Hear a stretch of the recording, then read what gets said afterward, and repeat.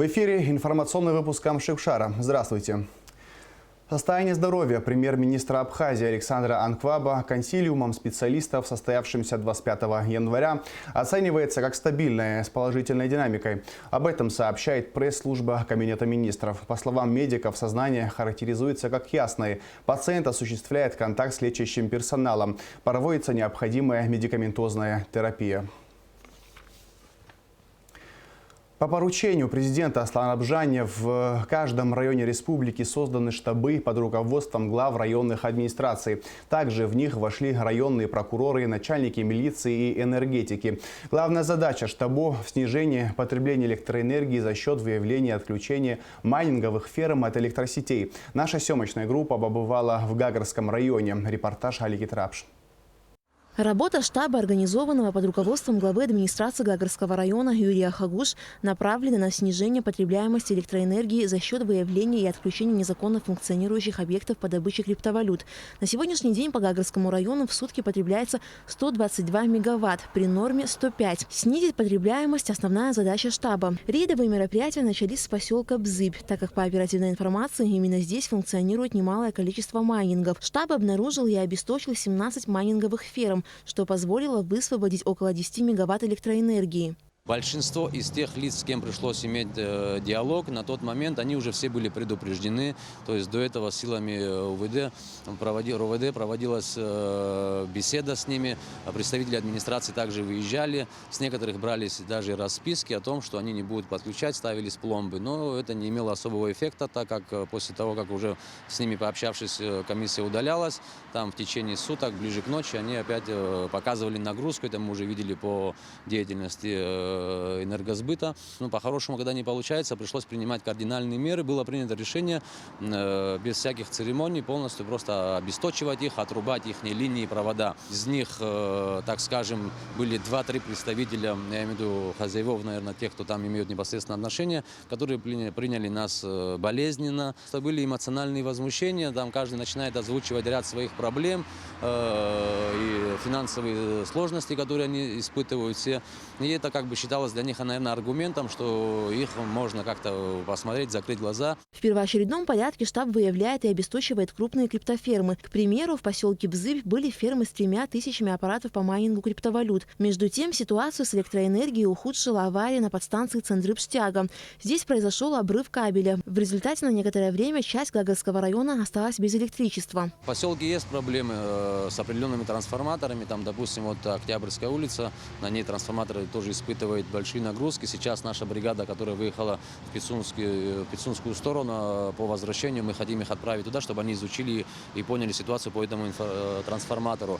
А проблемы были с линиями, то есть основная линия, которая идет, это независимо от того, что сегодня идет нагрузка криптоферм. Но это обычная поломка, так скажем, которая она сейчас устранится, то есть этим работники занимаются. В течение дня, я думаю, с этой задачей они справятся. Сегодня в Гагарском районе действует верное отключение электроэнергии на 4 часа в сутки, с 14 до 16 часов дня и с 2 до 4 ночи. Но отключения могут быть прекращены, если штаб сумеет снизить потребление электроэнергии за счет закрытия майнинговых ферм.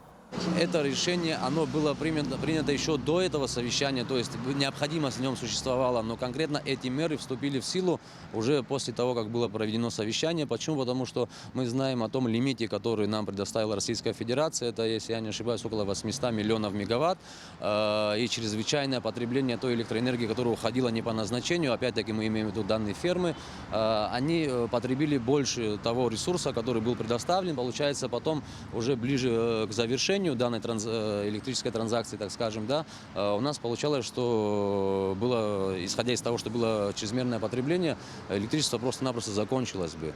И вот поэтому было принято решение, пока мы не выявим все вот эти вот утечки электроэнергии, сделать это верное отключение, которое по сути своей может и прекратиться, если мы сейчас выполним данную задачу.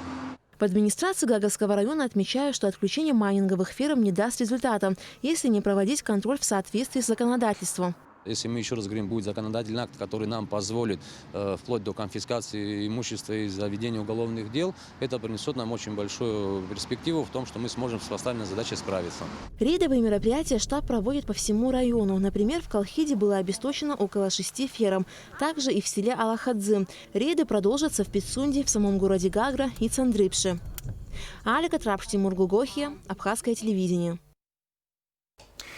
Как сообщает пресс-служба МВД, 37 майнинг-объектов выявлено и обесточено за последние сутки. В ходе проведения рейдовых мероприятий с сотрудниками городских управлений и районных отделов внутренних дел совместно с представителями оперативных штабов по противодействию незаконной деятельности ферм по добыче криптовалют. Общая мощность отключенных от сетей устройств составила порядка 23 мегаватт. В Гудаутском районе за прошедшие сутки выявлено 9 объектов по добыче криптовалют, общей мощностью незаконного электропотребления которых составило более 4 мегаватт. Обесточены криптофермы в селах Дуриб, Шабгарху, Катхара, Бармыш и Приморская. Также отключена майнинг-ферма на территории пивоваренного завода в селе Отхара. Ранее, с 22 января текущего года в Гудауте и районе в целом приостановлена деятельность 20 объектов по добыче криптовалют, общей мощностью потребляемой электроэнергии более 7 мегаватт, в том числе криптофермы на 1600 устройств, расположенные в селе Лыхны на территории чайной фабрики, 630 майнинг-устройств на территории авторемонтного завода в Гудауте и на предприятии по переработке щебня в селе Хапста, а также 17 объектов в частном секторе. 9 объектов по добыче криптовалют выявлено и обесточено за последние сутки в Сухумском районе. 6 незаконных подключений к городской энергосети мощностью порядка 0,5 мегаватт выявлено и обесточено в столице. В Гулрывском районе обесточены еще 3 криптофермы общей мощностью порядка 2 мегаватт. В ходе проведения рейдовых мероприятий в Ачимчире прекращена деятельность 2 объектов. 3 криптофермы обесточены в селе Кындык.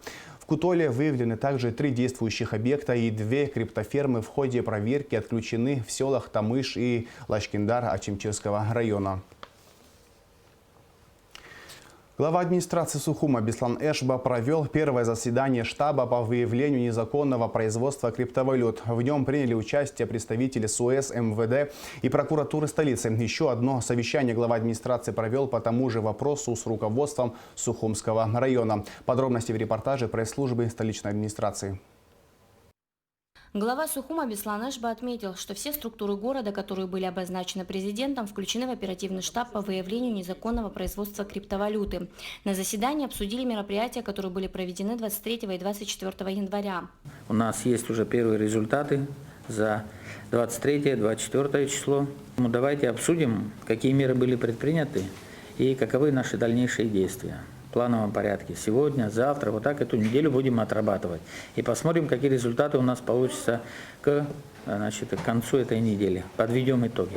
Совместная работа сотрудников УВД и СУЭС по выявлению незаконной добычи криптовалюты дала свои результаты, отметил начальник СУЭС Тимур Джинжулия. С 23 по 24 января выявлено 500 майнинг-установок. Это первые результаты работы штаба. Нагрузки будут падать, если у нас пройдет организованно вот такая работа в дальнейшем, конечно, за что вам хочу сказать спасибо. Вот. И ощутимый эффект, я думаю, в конце недели мы почувствуем на наших сетях, во всяком случае.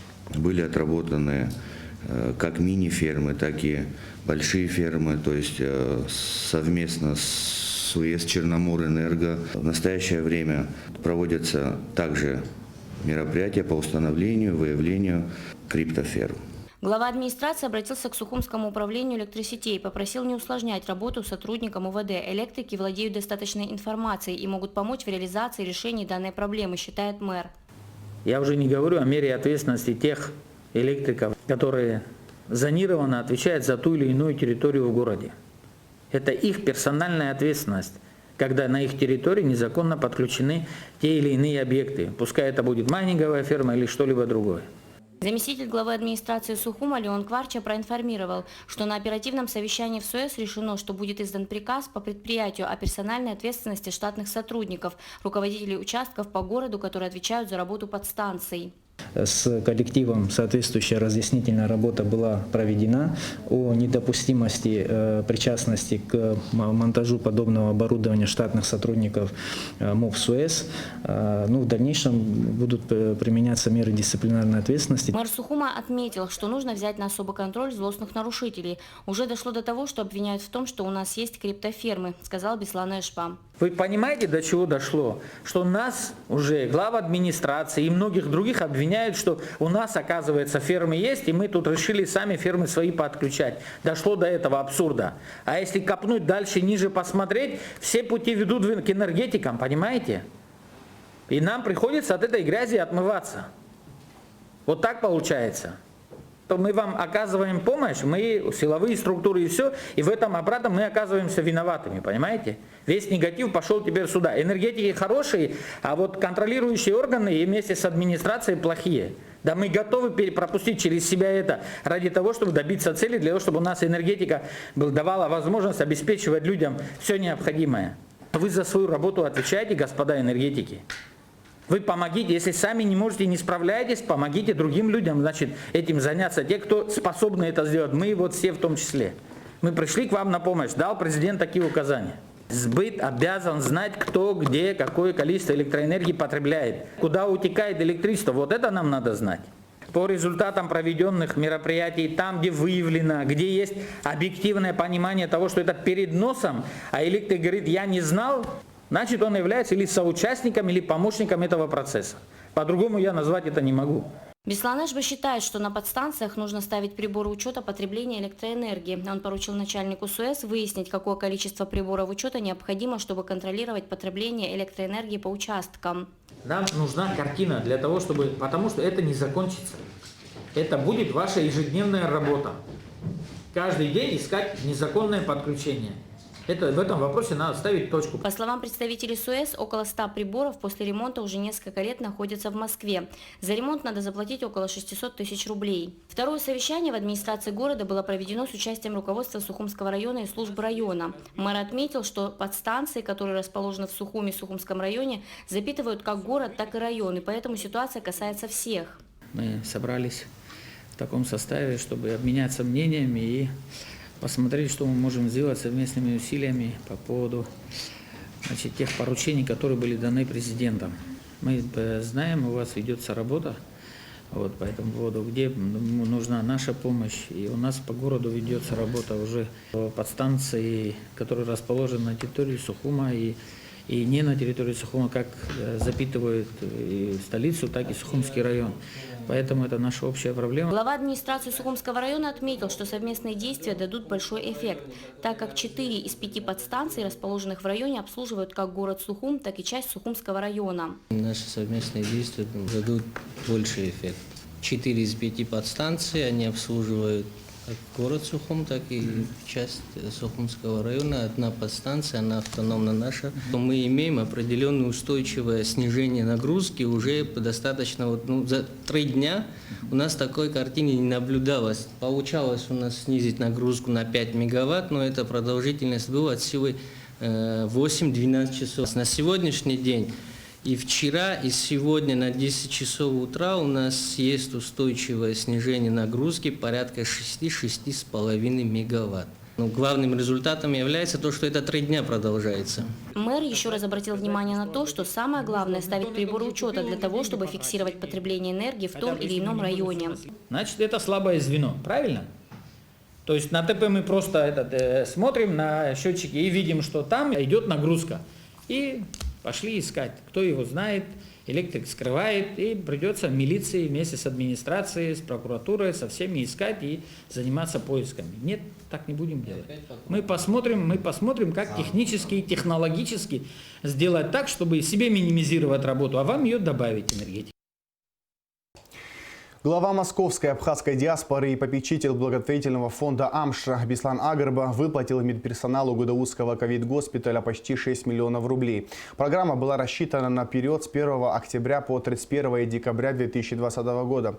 Помощь была адресной и охватила 361 медика, задействованного в работе красной зоны Гудаутского ковид-госпиталя, а также 22 врача амбулаторного звена по Сухуму. Единоразовую помощь в декабре в рамках действия программы также получили 14 сотрудников Республиканской санитарно-бактериологической лаборатории. На сегодняшний день трехмесячная программа финансовой поддержки медиков Абхазии в борьбе с COVID-19 реализована в полном объеме. столице открывается дополнительный пункт приема анализов на ПЦР-диагностику. Располагаться он будет в новом районе и обслуживать жителей Сухума и Сухумского района. Сейчас здесь идут подготовительные работы. Подробности в репортаже Эсмы Голанзе. В новом районе по улице Аргун полным ходом идет ремонт. Совсем скоро здесь развернется пункт для забора анализов на ПЦР-диагностику. Пройти тестирование смогут жители Сухума и Сухумского района. В связи с возросшей необходимостью и количеством больших обращений за ПЦР-мазком администрация города Сухум вместе с республиканской санэпидинстанцией было принято решение об открытии еще 2 дополнительных пунктов забора ПЦР. Это место было выбрано в связи с тем, что в данном здании располагалось отделение скорой помощи городской. В связи с группировкой всех сил на базе основной офиса скорой помощи этот офис был закрыт. Вот в связи с тем, что здесь все было свободное помещение, мы провели быстрый ремонт, косметический, и на этой неделе начинаем здесь принимать граждан. В данное время в Сухуме работают несколько пунктов приема ПЦР-анализов на базе инфекционной больницы и амбулаторного ковид-центра. Несовершеннолетние дети сдают тесты в детской поликлинике. Весь собранный биоматериал затем отправляется в республиканскую лабораторию СЭС, где получают результаты исследования. Если у нас был лимит на сегодняшний день 70-80 анализов, то лимит у нас увеличился на 140 анализов именно по городу Сухум.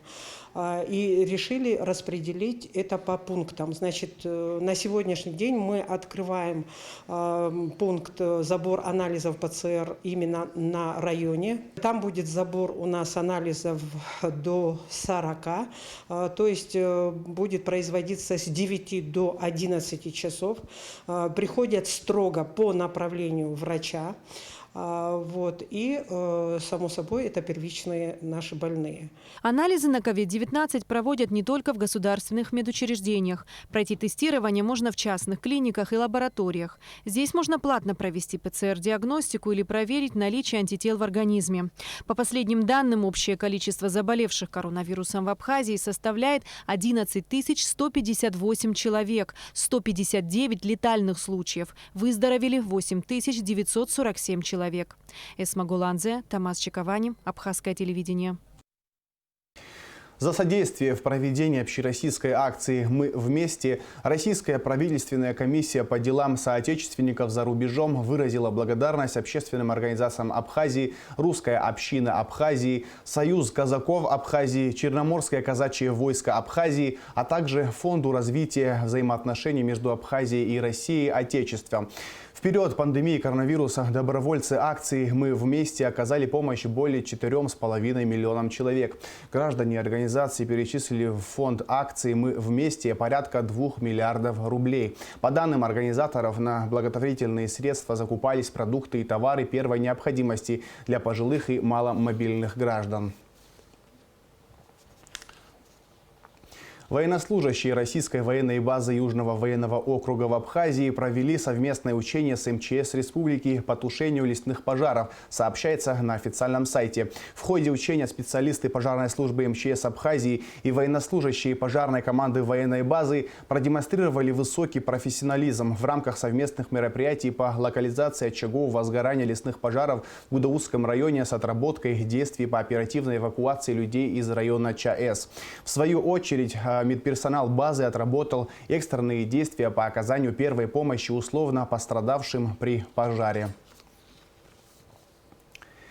МЧС Абхазии инициирует создание межведомственной рабочей группы по мониторингу ситуации и предупреждению распространения природных пожаров и возгораний на территории республики.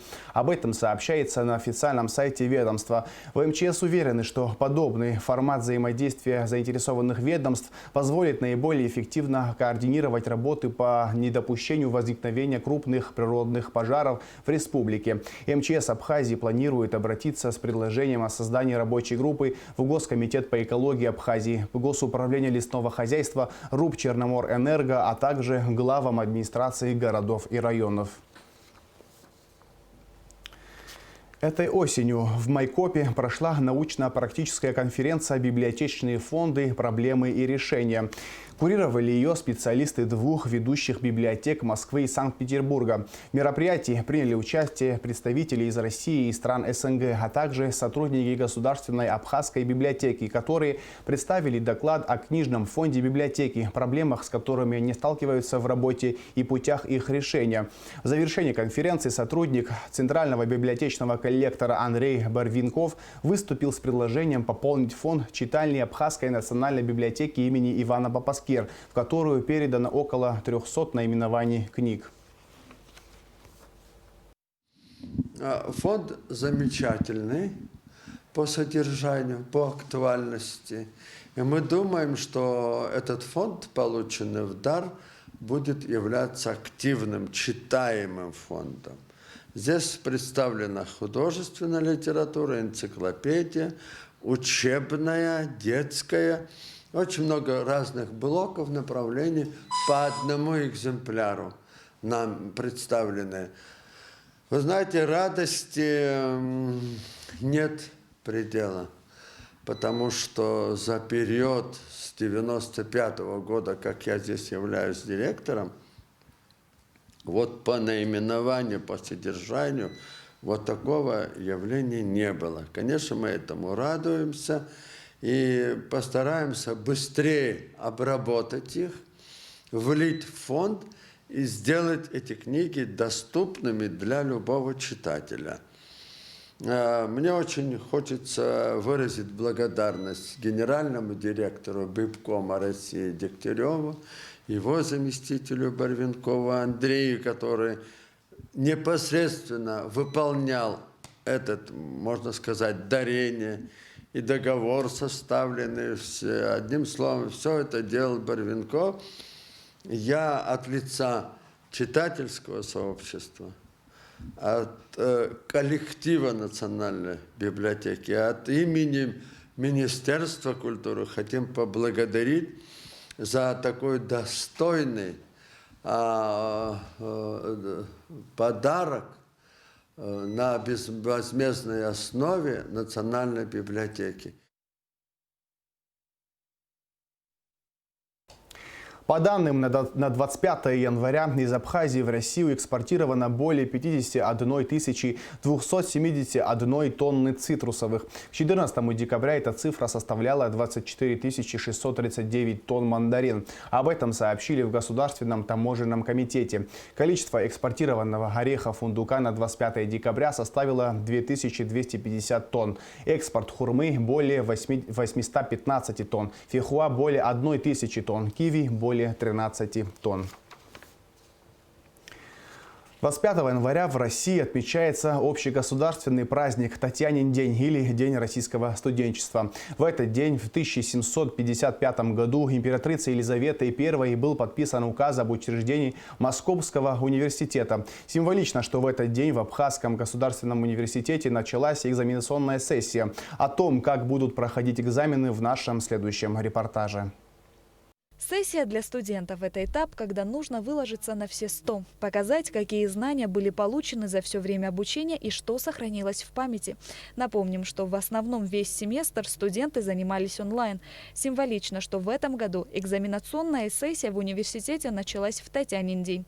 Многие студенты в этот день то ли в шутку, то ли всерьез обращаются к приметам, которые помогут им сдать экзамены как можно лучше. Верящих в знаки судьбы вагу мы найти не смогли, но и без них студенты надеются сдать сессию. Мы с ребятами познакомились, многих я не знал.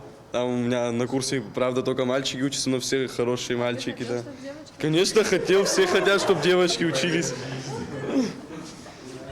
Ну, познакомились, все подружились. У Александра сегодня зачет. Надеется, что успешно его сдаст. А из всех предметов он выделяет математику. Ты готов сегодня сдать? Ты подготовился? Да, подготовился. Ну, читал. А какой предмет вы сегодня сдаете? Сопромат, сопротивление материала. Какой предмет тебе больше всего нравится и почему? Математика. Ну, потому что там, скорее всего, преподаватель. Он, правда, очень... Сейчас не хочу кого-то выделять, но преподаватель, правда, очень интересно объясняет. На ее лекциях очень интересно сидеть. До экзамена остались считанные минуты. Валерий Бешия, студент 2-го курса филологического факультета направления лингвистика. Сегодня он сдает немецкий язык, раз за разом повторяет фразы из, кажется, уже выученного материала. Волнения не скрывает. Ich bin Valery Besia. I'm come from Abkhazia, from Kali. К сессии студенты старались подготовиться тщательно, но пандемия коронавируса внесла свои коррективы в процесс обучения. Онлайн-занятия вряд ли дали возможность преподавателям передать знания студентам в полном объеме. Расскажи нам, пожалуйста, как ты готовилась к экзамену? Я готовилась дома, повторяла пройденный материал, все тексты и слова.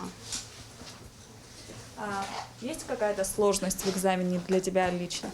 Да, как мы не всегда ходили, был карантин, и мы нормально не прошли. Все занятия у вас проходили в онлайн-режиме или? Нет, не все были онлайн и ходили.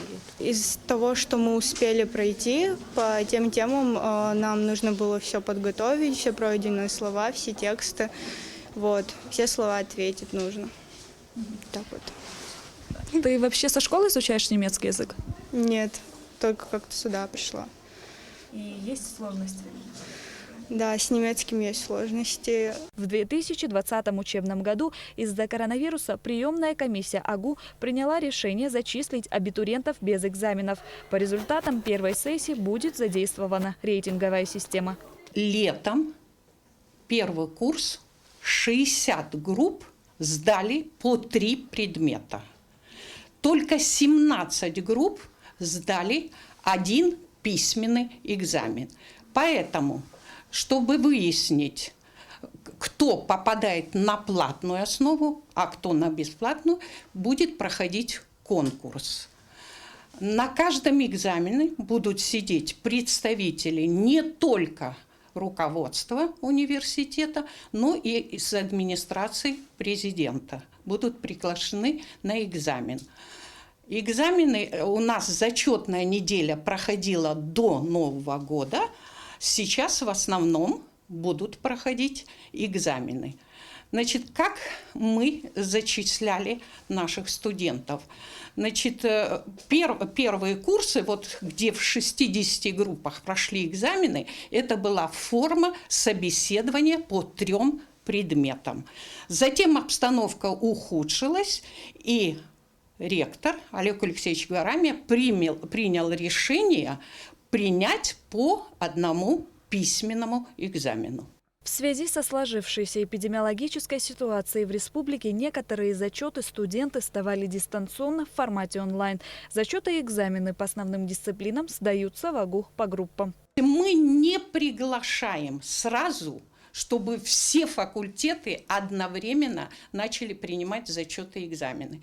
То есть приглашается группа, если она большая, из 50 или 60 человек, то мы делим на 3 группы. По 20 человек их сажаем в большие аудитории, чтобы расстояние было 1–1,5 метра, и только так мы начинаем принимать экзамены. В основном экзамены мы пытаемся провести письменно, но если возникают вопросы после проверки, то приглашается студент и задаются вопросы. Может быть, он не сумел письменно изложить то, что он хотел, то преподаватель помогает ему ответить на те вопросы, которые перед ним стояли. С началом пандемии еще с весны прошлого года в АГУ стараются соблюдать все санитарные нормы. Руководство университета прилагает максимум усилий, чтобы не допустить распространения коронавирусной инфекции среди студентов. Наверное, поэтому процент заболевших COVID-19 преподавателей и студентов АГУ сравнительно невысок. Шазина Ханагуа, Алексей Баструков, Абхазское телевидение. Установлен новый график работы Сухумского центрального рынка и торгового комплекса «Сухум-Прибор». Согласно распоряжению главы столичной администрации Беслана Эшба, Сухумский центральный рынок будет работать в воскресенье, понедельник и вторник, а торговый комплекс «Сухум-Прибор» в четверг, пятницу и субботу. Сухумский водоканал сообщает, что в связи с прорывом водовода в районе Маяка 26 января с полуночи до 18 часов будет прекращена подача питьевой воды в старом поселке в районе вокзала, по улице Адыгейская, в районе Виема, в центральной части города, в районах Рынка и Маяка. А сейчас о погоде. Во вторник, 26 января, в Абхазии ожидается облачная погода без осадков. Местами возможен туман. Температура воздуха ночью 0,5 градусов, днем 10-15 градусов тепла. Температура морской воды 10 градусов.